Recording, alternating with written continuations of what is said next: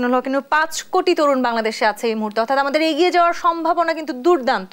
কিন্তু ঠিক একই সময় যাদেরকে সামনে রেখে আমাদের এগিয়ে যাওয়ার কথা ছিল তাদের আন্দোলনেই আমরা এই ধরনের রণক্ষেত্র, এই ধরনের সহিংসতা দেখেছি।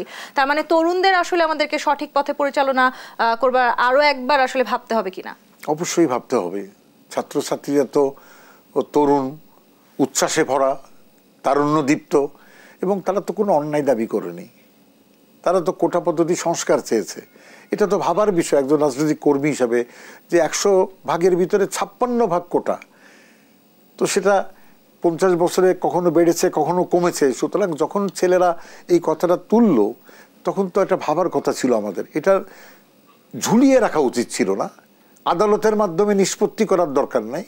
আমি রাজনৈতিক কর্মী, আমি সরাসরি কথা বলে তো নিষ্পত্তি করতে পারি। কিন্তু আমরা যখন দেখলাম মাননীয় প্রধানমন্ত্রী তিনি বারবার বলছিলেন যে ধৈর্য ধরতে, আদালতের কি নির্দেশ আসে সেটি দেখতে, সেখানেও আমরা দেখলাম এক ধরনের। আমি প্রধানমন্ত্রীর প্রতি পূর্ণ সমর্থন এবং আস্থা রেখেই বলছি, ধৈর্য বহুত সময় মাঠের আন্দোলন যখন গড়ায় তখন তাৎক্ষণিক কিছু সংলাপে যেতে হয়।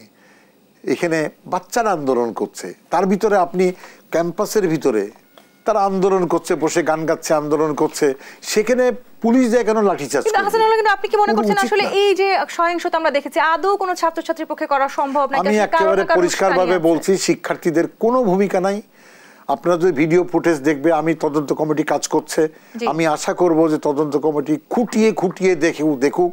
আমার দৃঢ় বিশ্বাস একটা শিক্ষার্থীও সশস্ত্র কোনো তাণ্ডবের সঙ্গে জড়িত না। নিশ্চয়ই কারণ কারো উস্কানি এখানে। তাহলে এটা হচ্ছে না, এটা উস্কানি তো বটেই, কিন্তু একই সঙ্গে সঙ্গে সুসংগঠিত পরিকল্পিত আক্রমণ। কিন্তু এখন বাজারে কথা আছে এই আক্রমণ আমি করেছি সরকারকে বিপদে ফেলার জন্যে, আরেকটা কথা আছে সরকার অন্য কিছু ঢাকার জন্য আরেকজনা করেছে, এরকম বহুত কথা আছে। তা আমি বিচারপতিকে বলবো, আপনি খুঁটিয়ে খুঁটিয়ে দেখেন কে আক্রমণ করেছে, এবং চুলচেরা তথ্য বের করে নিয়েছে। যেই করুক, সেটা আমার ছেলেই হোক, আর ছাত্রলীগের ছেলেই হোক, শিবির হোক, জামাত হোক, জঙ্গি হোক, এই সহিংসতার দায় আসলে চিহ্নিত করে বিচারে নিয়ে যান। হাসানুল্লাহ, কিন্তু আপনার কাছে একটি কোট করে আমি একটি কথা বলতে চাই। আপনার সর্বোচ্চ বড় পরিচয় হয়তো মুক্তিযুদ্ধ, এবং আপনি নিশ্চয়ই এই পরিচয়কে সবচেয়ে বেশি গর্বিত বোধ করেন এই পরিচয় দিতে।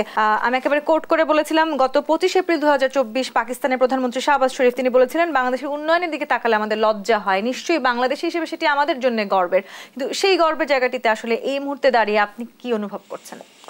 না, পাকিস্তানের প্রধানমন্ত্রী বাংলাদেশের উন্নয়নের ধারাকে প্রশংসা করেছেন, নারীর অগ্রগতিকে প্রশংসা করেছেন, এই জন্য ধন্যবাদ। এর কারণ হচ্ছে যে বাংলাদেশের যদিও উপর্যুপরি সামরিক হস্তক্ষেপ হয়েছে, কিন্তু দিনের শেষে সাংবিধানিক শাসনেই দেশটা চলেছে, যেটা পাকিস্তানে সম্ভব হয়নি। সুতরাং সেই আলোচনায় যাচ্ছি না আমি।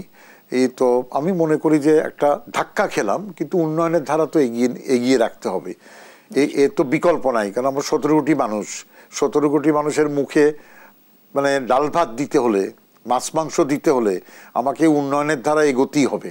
এবং তার জন্যে যেটা আমি মনে করি যে সমস্যাটা তৈরি হয়েছে, এই সমস্যার থেকে দেশটাকে উদ্ধার করে একটা স্থায়ী শান্তির জায়গাতে নিয়ে যেতে হবে। এবং তার জন্য আমি মনে করি যে প্রথমে তো সরকারের একটা আস্থা ফেরত আনতে হবে। আস্থা, জনগণের একটা আস্থা ফেরত আনতে হবে যে সরকার যে দেশ শাসন করছেন, জনগণের জন্য পদক্ষেপ নিচ্ছেন, সরকার যা বলবেন সেই কাজটা সরকার করতে পারছে, এই আস্থাটা ফেরত আনা হচ্ছে এই মুহূর্তে প্রথম কাজ। আর দ্বিতীয় কাজটা হচ্ছে পরিস্থিতি স্বাভাবিক করা, শিক্ষাঙ্গনের পরিস্থিতি স্বাভাবিক করা, জনজীবনের পরিস্থিতি স্বাভাবিক করা।